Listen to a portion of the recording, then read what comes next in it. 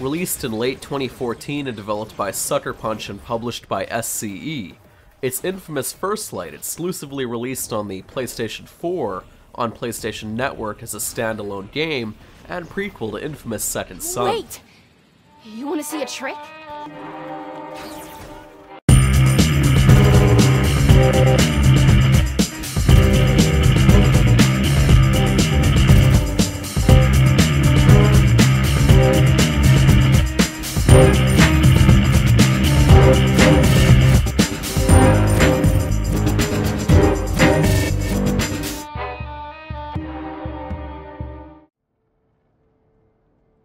In First Light, you play as Abigail Walker, otherwise known as Fetch, a conduit on the run, aka an individual with superpowers.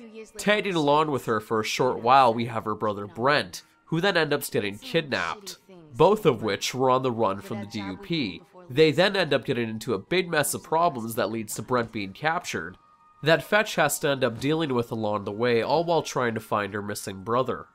The game itself is a standalone title, but also acting as a prequel to the events of infamous Second Son, and set 2 years prior. Nor do you need any major knowledge of the previous infamous games to enjoy First Light. But is it any good? A short-tailed Burmese cat? Huh? That's low. It's enough for a fresh start. We could use one.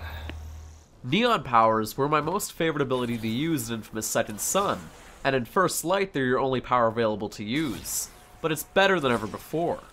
Fetch's neon abilities allow you to move even faster than ever with her ability to create boosts around the environment, and with further upgrading you'll almost be flying from roof to roof with being able to double dash in midair and scale anything. Traveling around in First Light is easily the most fun aspect of the game.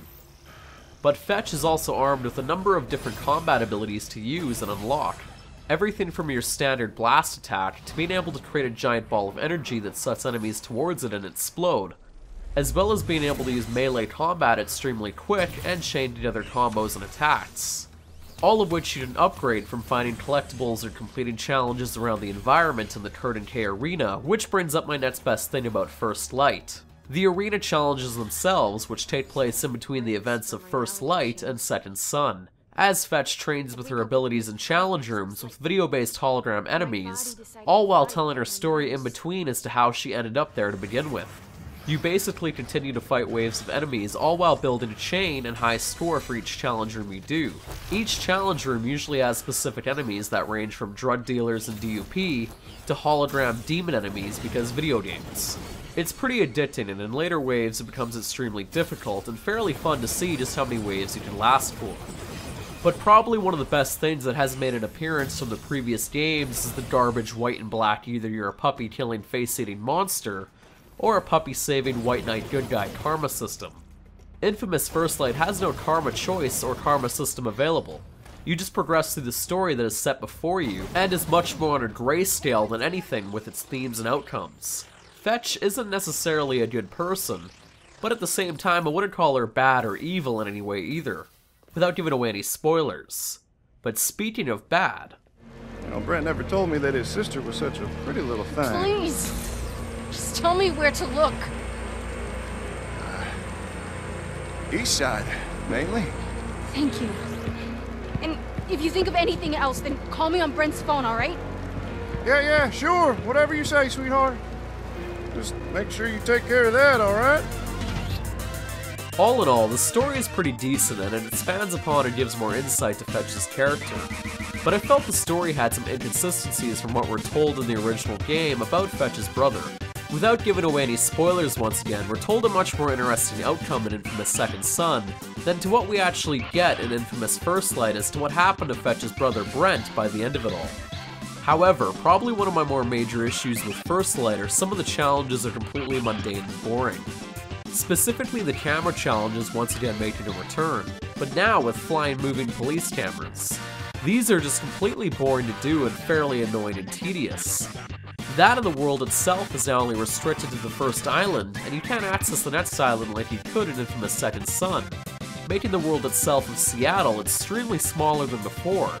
You'll blast through these side challenges extremely quick, without much fun to be had. One more minor gripe I had is the fact that there are even more powers to unlock post-game. Powers, however, I just wish I could have unlocked before the story concluded, such as being able to have enemies fight for you for a short period of time. Apparently Neon can somehow do that. But now let's discuss.